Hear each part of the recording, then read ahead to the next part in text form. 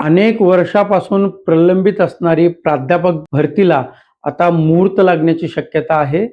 1 जून 2026 पूर्वी महाराष्ट्रामध्ये 5,500 रिक्त पदे भरणार असल्याची माहिती विधान परिषदेमध्ये उच्च तंत्र शिक्षण मंत्री माननीय चंद्रकांत दादा पाटील यांनी या ठिकाणी दिलेली आहे. सध्या महाराष्ट्रामध्ये 31,185 पदे आहेत आणि त्यामध्ये 19,267 पदे ही भरल्या गेलेली आहेत.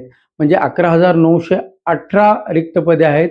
यापैकी 5,012 पदांना मंजुरी मिळालेली आहे. त्यामध्ये 494 पदे जे आहेत हे पदं सध्या प्रलंबित आहेत.